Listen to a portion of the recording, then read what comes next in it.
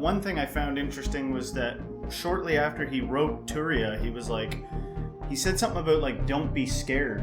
And I noticed like a micro reaction of my own ego when he went waker, dreamer, and then the fourth one, and I was like, I felt like a little internal shift, which is just interesting. And then he said something about like, don't be scared.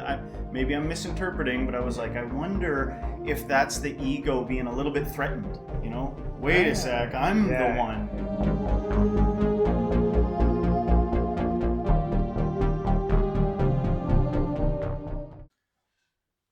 Welcome, modern day mystics, fellow truth seekers, James and Justin, here again with another reaction. And this one is this is the most popular demand request we have had on this show. You asked for it, we're bringing it. We're doing it. And it's a long one. That was why we held off on this one, because we're like, man, we're going to have to like chop this up. This is Who Am I by Swami Sarvapriyananda.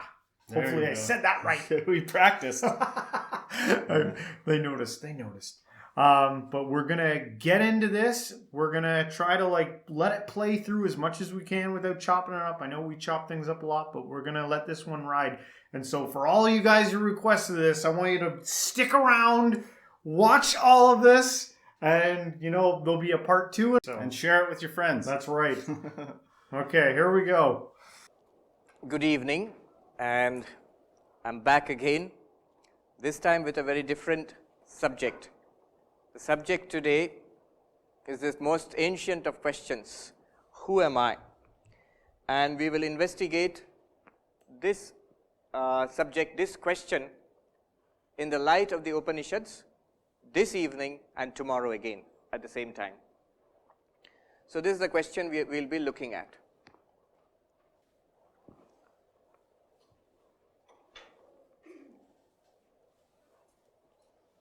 Vedanta is basically the teachings of the Upanishads. Vedanta nama Upanishad pramanam. The definition of Vedanta is the philosophy based on the teachings of the Upanishads is Vedanta. I think most of you are familiar to some extent with Vedanta and the Upanishads. The Upanishads present the highest philosophical teachings of the Vedas. They are among the most ancient texts known to mankind. There is a long list of Upanishads. In fact, in one of the Upanishads called Muktika Upanishad, we find a list of 108 Upanishads. But among all of these Upanishads, there are some 10 or 11 major, within quotes, major Upanishads. Major, why major? Because Adi Shankaracharya, some 1200 or 1300 years ago, chose these Upanishads to write his commentaries, Bhashyam, on these Upanishads. And these Upanishads basically have become the central texts of Vedanta. So the Vedanta movement you see all over the world, these Upanishads have become the source texts. Shankaracharya interpreted these Upanishads in a non-dualistic fashion, so his teaching is called Advaita Vedanta. That is the context in which we will be discussing all this today. Among all the Upanishads, especially among these major Upanishads, there is one Upanishad which is the smallest of all the Upanishads and also regarded as the toughest, and that is called the Mandukya Upanishad. There is a saying that Mumukshunam Vimuktaye Mandukyam Ekameva Alam. For the liberation of those who want spiritual enlightenment, Mumukshu, those who want mukti, for them, the Mandukya Upanishad alone is sufficient. So if you read this Upanishad and you are lucky enough to understand what it means and realize what it means as a living reality in your own life, you are free. You don't need anything else. So for liberation, the Mandukya itself is sufficient for those who want liberation, for those who want moksha or spiritual enlightenment. It is the smallest Upanishad. The only 12 mantras are there in this Upanishad. It is found in the Atharva Veda. You all know that there are 4 Vedas, Rig Veda, Yajur Veda, Sama Veda and Atharva Veda. In the Atharva Veda you find this Upanishad. Among other Upanishads you find this Mandukya Upanishad. only 12 mantras. So it's like a small chili which is very hot. Sometimes in Bengali they say dhani lonka. A small chili which is very hot. In this Mandukya Upanishad, the most important mantra, the central mantra, central text is what you have in your hands now, the handout. The 7th mantra. The 7th mantra of the Mandukya Upanishad. This is in fact the core mantra of the entire Upanishad, of these 12 mantras. And this gives a direct answer, the highest possible answer that you can find in our scriptures, in Vedanta. And I have not found any more sophisticated, more profound answer in any of the literatures of the world religions or philosophies which I have come across at least. At least I have not found myself, nor has anybody reported anything more profound than this. So when I was given an opportunity to talk to you, I decided, what the heck, let me go for the toughest text. Let's see what happens. We'll take it up as a challenge. Normally we don't use this in a general gathering. It's usually reserved for those who have studied Vedanta for a long time, and only then you take up this one. Very interesting. But pay attention, and I think we'll all derive a great deal of benefit from today's lecture and tomorrow's also. Tomorrow I'll go further, a little deeper into this text. The Mandukya Upanishad was commented upon by Gaudapada Acharya. Gaudapada Acharya is the guru of Shankaracharya's guru. So Gaudapada Acharya's disciple was Govindapada, and Govindapada's disciple was Shankaracharya, Adi Shankaracharya. So in Uttarakhand, in the Himalayas, they say guru or dada guru, grandfather, like that, grand guru. So Shankara's guru's guru was Gaudapada Acharya, and he wrote verses on the Mandukya Upanishad. These verses are called mandukya karika. So nowadays when you look at the Mandukya Upanishad, you usually find them in a book called Mandukya Karika. It includes the Mandukya Upanishad plus Gaudapada Acharya's commentary on the Mandukya Upanishad in the form of verses called Karika, plus Shankaracharya's commentary in prose, in Sanskrit prose, on the original Upanishad as well as the Karikas of Gaudapada Acharya. So this is the book, Mandukya Karika. It has 4 chapters. The first chapter incorporates the Mandukya Upanishad, the original text, as well as certain commentaries given by Gaudapada Acharya. And this mantra is found in the first chapter, in the Upanishad itself. It's the 7th mantra. We will come back to this at the end of the talk. When I learned communication long way back before I joined the order, my communication teacher told me, you should start all talks with a story. So I'll start this talk with a story. About 10 years ago, in the Himalayas, before he gets into the story, I think he's kind of just setting everything up to know where this teaching is coming from. It's right? definitely got my attention, you know, like especially when he was like, this is like a hot chili pepper in the middle or whatever. Hot chili of truth. It's going to blow your mind. I like that. But I'm like, I need to get a hold of these Vedantes or the Upanishads. I don't even know if I'm saying it right, but...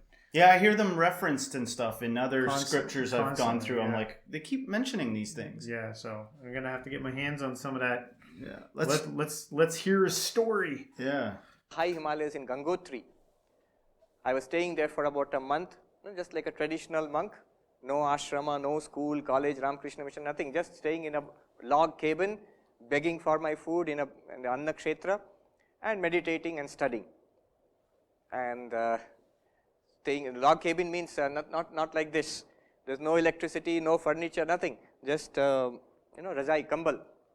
On the ground there's a blanket, and 2 or 3 blankets you can put on yourself. And so dark in there at this time because you cannot go out. It's very cold and dark outside. Nowadays they have electricity, but nowadays they even have mobile phones. They have put up a tower nearby, so you can signal there. I saw that happening, by the way. Anyhow, at that time it was so dark. At this time in the cabin it would be so dark that if I wave my eyes to wave my hands before my eyes, and I could not make out whether my eyes are open or closed. You cannot see anything. Only sometimes you can see sparks jumping out of your woolen clothes in static electricity from the kambal to your sweater. But anyway, so that was the situation. One day after Bhiksha, I was taking a walk with some of the monks there with whom I had made friends. And this monk, he told me a story. So you can see the setting in the Himalayan through the forest tracks. The Deodar trees are there, pine trees also. And you go through that, you're taking a walk around 4:30 or 5. Dinner is at 4 o'clock. So, because afterwards it's too dark afterwards. And this monk told me a story. The story goes like this. Raja Janak Raja. One day he was asleep, very peacefully sleeping, and suddenly the sentry came running and said, I'll use a mixture of Hindi and English, but I'll translate into English also, because the story was told to me in Hindi. Maharaj ji, uthiye, get up, what happened? The enemy has attacked, we must fight a war. So Janak Raja immediately got up, summoned his generals and his soldiers, and he went off to battle, put on his armor and sword and everything, took his sword and everything and went off to battle. And there was a fierce battle in which Janak Raja was defeated.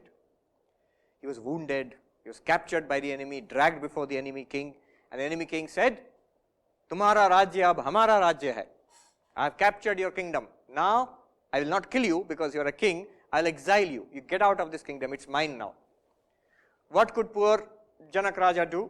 He was tired and exhausted and bleeding and depressed. Somehow he started walking, and people in what was his own capital earlier, they refused to give him water or food because they were afraid. They said, the new king is very cruel. If they know we have helped you, he will punish us. After walking for 2 days, he came to the border of his kingdom. Then he crossed the border to the next kingdom, and he found food was being served to poor people, beggars. So there was a long line, and I think they were serving rice or khichdi or something, and a big handa was there.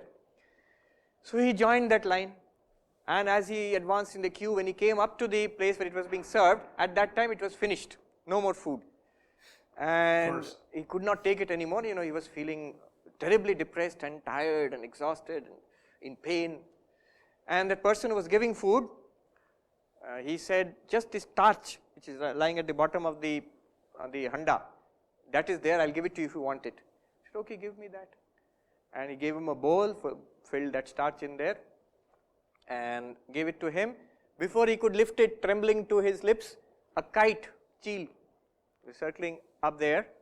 It dived and hit that bowl, knocked it out of his hands, and that bowl went rolling in the dust, and whatever was there was spilled in the dust, and Janak Raja could not take it anymore. He was so overcome with misery and sadness, he fell down on the ground. Ha ha kar karte hue, as he said. The sadhu, ha ha kar karte hue. Ha ha kar in Sanskrit, ha kar, Hindi ha kar, not English ha ha. So it means just the opposite. And when he was crying, alas, suddenly he heard a voice, Maharaj ji, kya hua? What happened? Sir? And he woke up, his chest pounding, covered in sweat, sitting on the bed. And the sentry has come, Maharaj, you shouted, what happened? So it was a dream. The whole thing was a dream, a nightmare. Nothing has happened. But because Janak Raja was very, he had a very analytical mind. So he looked up and he said, wo sach ya ye sach? Is that true or is this true? Is the dream true or is this waking world, is it true? Wo sach ya ye sach? Sentry was taken aback. What is this?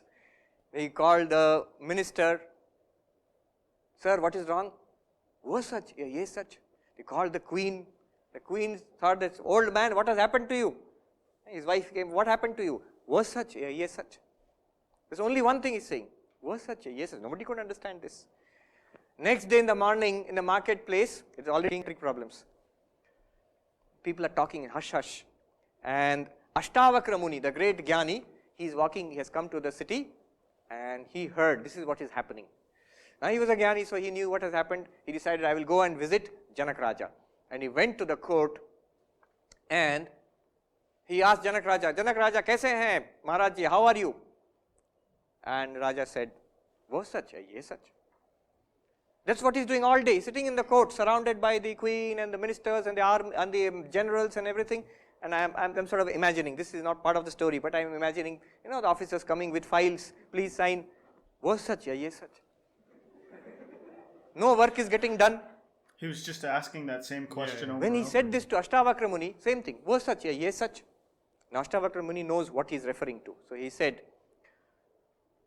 Janak Raja, when you were rolling in the dust, bleeding, tired, defeated, depressed, crying on that ground, what he is referring to only Janak Raja knows and he knows. Nobody else understands. What is this defeat and all this? At that time, was all this there? Your power, your wealth, your queen, your generals, your minister, all these things were there or not? Janak Raja said, no, none of this was there. Only defeat and depression and sadness and misery. And now you're sitting here in the court, surrounded by your courtiers and all this power and wealth. That defeat, that depression, those wounds, that terrible situation, is it here? The king said, no, it's not here. Na, yahan to nahi hai wo. Then Ashtavakra Muni said, to Raja, na ye sach, na wo sach. Neither this is true, nor that is true. This was not there in that terrible dream. And today you are in this situation, you are calling it a dream, that is not here. Then Janak Raja was shocked. The next question which would come to all of us, he's saying, to kuch bhi sach nahi, is it nothing true then? Then the Muni said, jab wo aap wahan par the, on that battlefield, on that place where you were rolling in the dust, defeated, crying, were you there or not? Tab wahan aap the ya nahi? Did you see that or not? Yes, I was there. I saw that. That may be false, but I have experienced it. It may be false. I woke up and I say it is false, but I have experienced it. Or idhar up, where you are now sitting in the court, idhar bhi aap hai ki nahi? Are you sitting here and experiencing this or not? He says, yes, I am experiencing it. To Raja, na ye sach, na wo sach, but tum hi sach. Neither that is true, nor this is true, but you the witness of both situations. You alone are the truth. This is a story. The rest of the lecture, we are going to struggle with this concept and try to understand what is the meaning of this story. The meaning of this story and the meaning of this mantra are exactly the same, but we will see. We'll try to understand it. At least intellectually, let's get a grasp on what they are saying. Whether you will be convinced or not, that comes later. But understanding comes first. What he is saying is, I. Felt like you wanted to stop it there. Yeah, I feel like it's, he finished one segment and I know it's not exactly where we're planning on stopping, but so, what's your thoughts so far? Well, he said right off the bat that he was going to be approaching this from a non-dual perspective, right? Right. And so he's already kind of getting into the heart of it, comparing both situations, saying that neither are real, but the observation, that's what's real, I think. Or the observer. Yeah. You as the observer are real, right? Sometimes I feel like with a parable or whatever you call that, a story like that, it's easy to just kind of, okay, moving on. But how long could you really sit and, meditate or think about that? And okay, the lesson here is that no situation is actually real, but the observer is actually real. What are the actual implications of that? What do you think? I don't know. I feel like part of it resonates, makes sense, but then there's also this side of you that's like, no, when I'm out in real life and I'm touching tangible things, it feels real. It feels like, no, that's definitely real. I'm touching a table right now. That feels real to me. Right. Right? Right.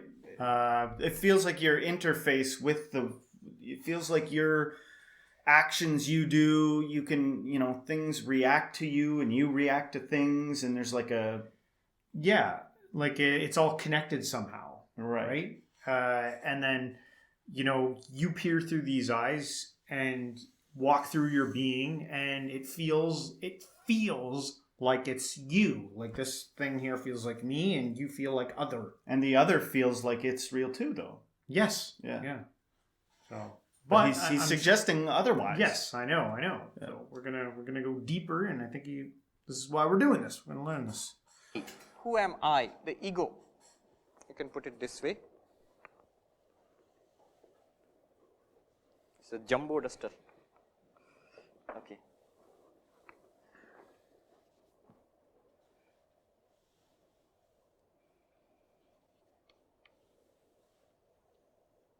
can call it the knower also. Knower. Is it visible or it's too small? Too small. Okay, I'll write a little larger.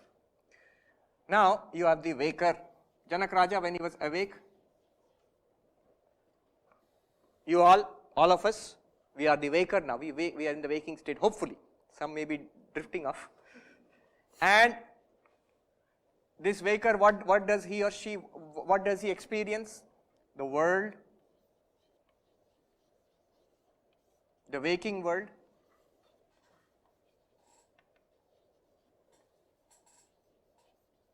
I'm just giving this name. The Sanskrit name would be Jagrat Prapancha. So the Sanskrit term is Prapancha. In Hindi also we say Prapanch, ye sab Prapanch hai. The term comes from Pancha. Pancha means 5. The idea was there are 5 elements out of which the world is constructed. Prapancha Prakrishtena Pancha. By the elaboration or mixture of these 5, the entire universe is constructed. Anyhow, the general idea is Prapancha. So the waker sees this waking world. And when Janak Raja was dreaming, or when we dream, he was the dreamer. And he sees a dream world.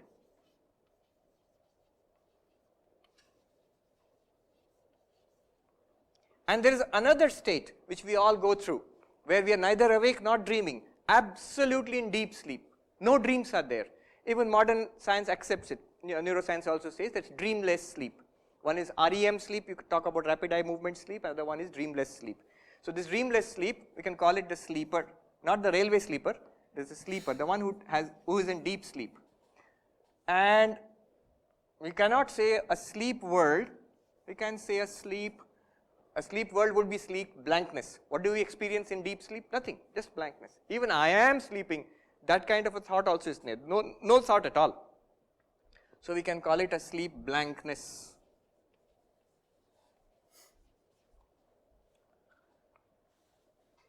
What this Upanishad tells you is that you are not the waker, you are not the dreamer, you are not the sleeper. What you are, the real you, is a fourth state, which is called Turiyam or Turiya. Now don't be scared about this term. Turiya simply means number 4. That's all. Turiya means 4. Chaturtham. The mantra here does not use the word Turiyam. That word was introduced later by Gaudapada Acharya in his commentaries. But the word mantra uses the word, if you will notice, Chaturtham, 4th.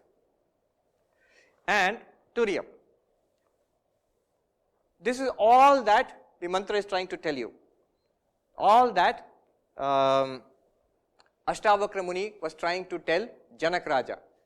That what you saw, the defeated Janak Raja, in the world where he was defeated, he was expelled from his kingdom, he was suffering in the neighborhood kingdom and lying on the ground, and all the circumstances of that world, the dream world, and he who was dreaming there, both are not real. But there is a fourth one who was watching that. Right now, you are the waker, I am the waker. This is not our real nature, but there is a fourth one who is watching this waker and the waking state, illumining both. And similarly in dream state. This is the basic idea. I will explain it with the help of an example. What is the reality?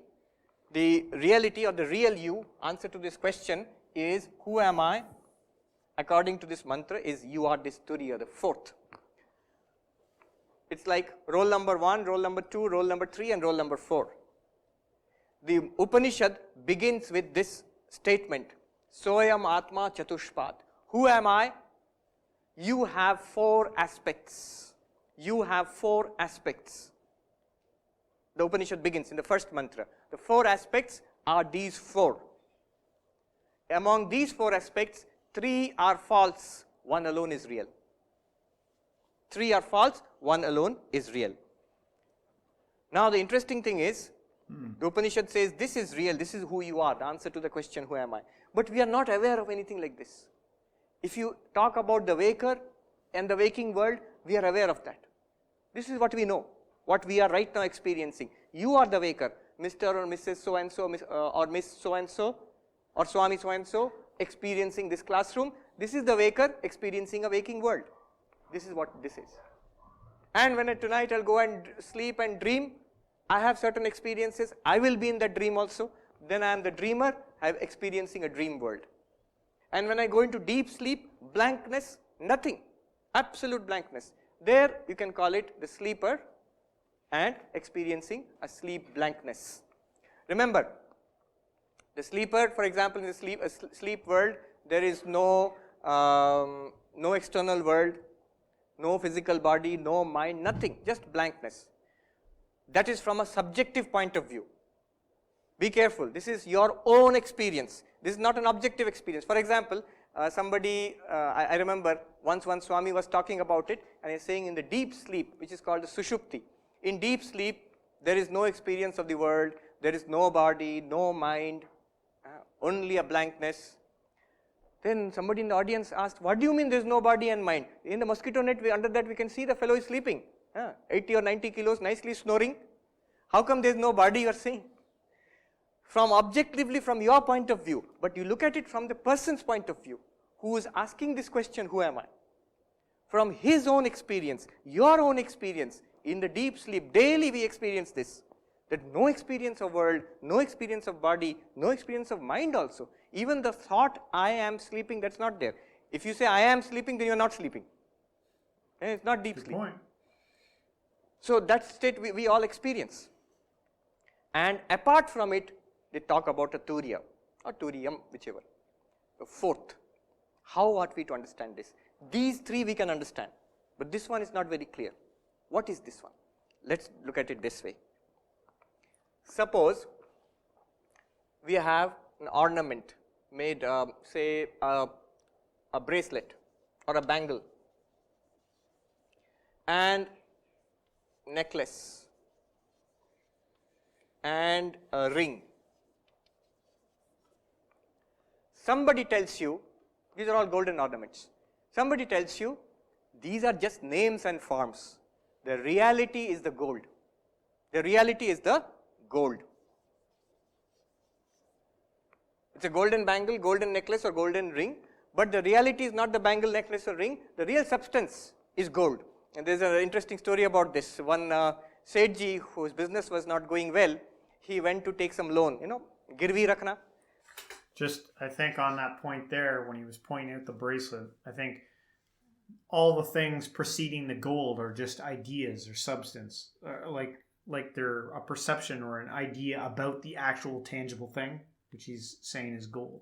So I think that's kind of the link he's probably going to try and make. Right. I feel like it's possible that if you take away the labels from things, it might actually be easier to understand what he's talking about. Like our brain, puts labels on things in life. Yeah. If you do a practice of like delabeling, like you look at, I've tried this before, and it's an interesting effect. Like you look at a stop sign and be like, that's a dog.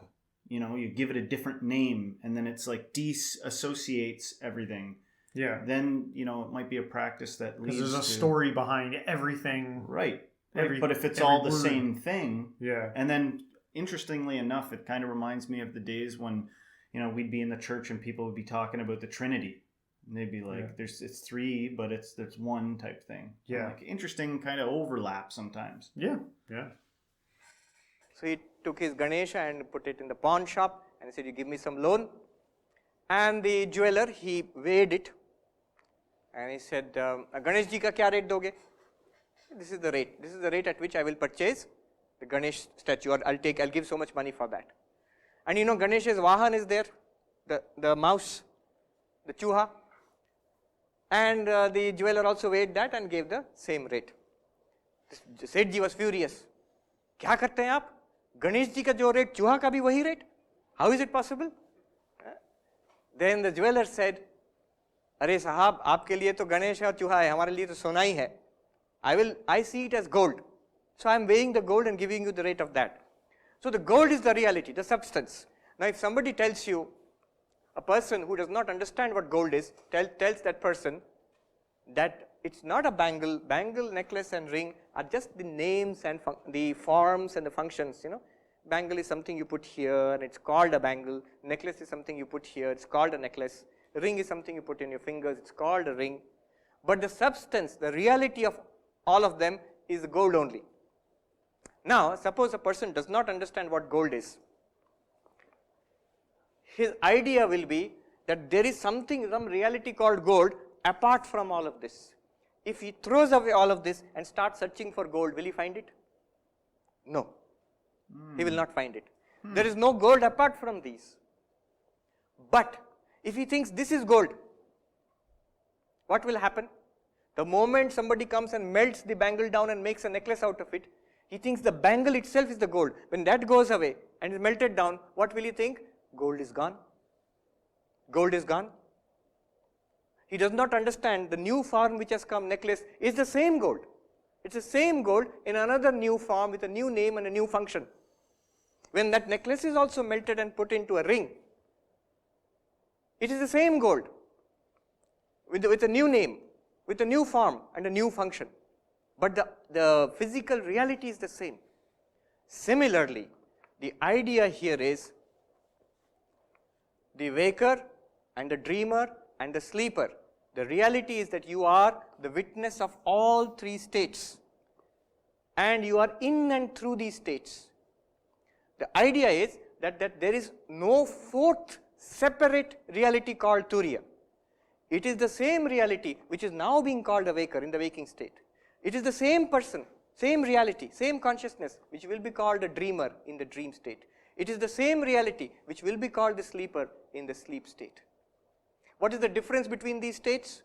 Here we are in a physical body with the sense organs, we are interacting with the physical world, and this is the waking state. So waking state, there is a great preponderance of the physical body and interaction with the physical world through the sense organs, with the indriyas.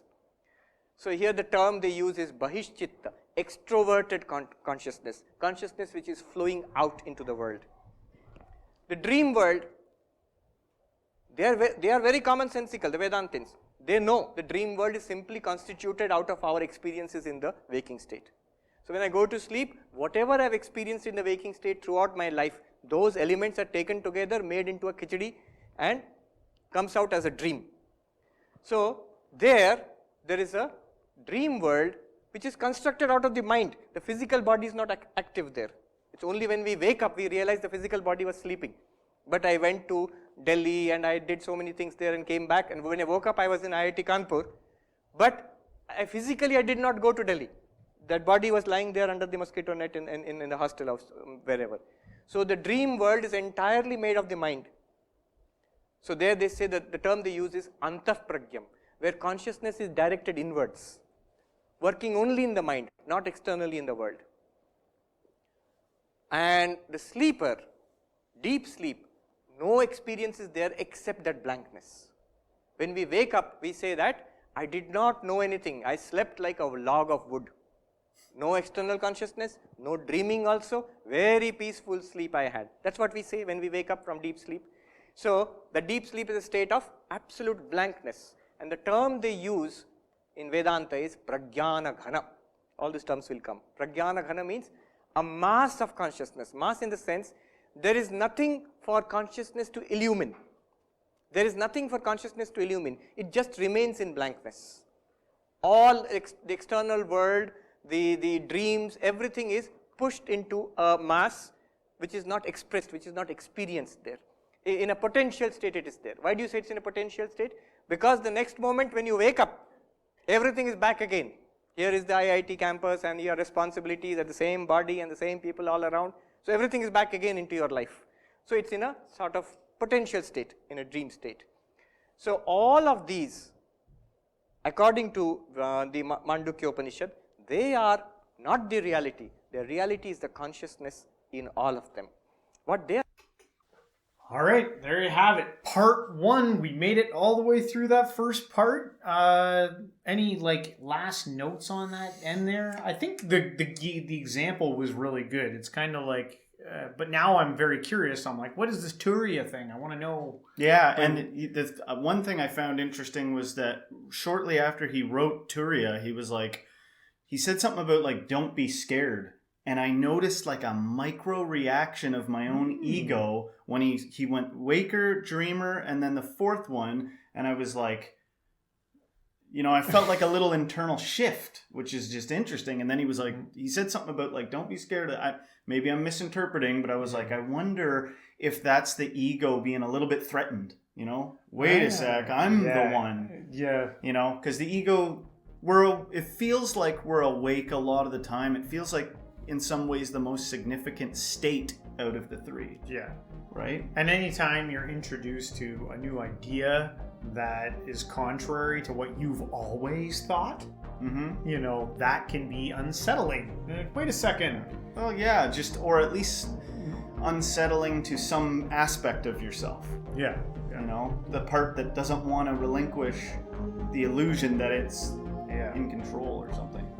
All right, guys, if you made it this far, thank you. That's amazing. And all you hardcore guys out there who asked us to do this, part 2's coming up. Stay tuned. But don't forget to hit the like, subscribe, and share this with your friends. And everybody, until next time, stay spiritual.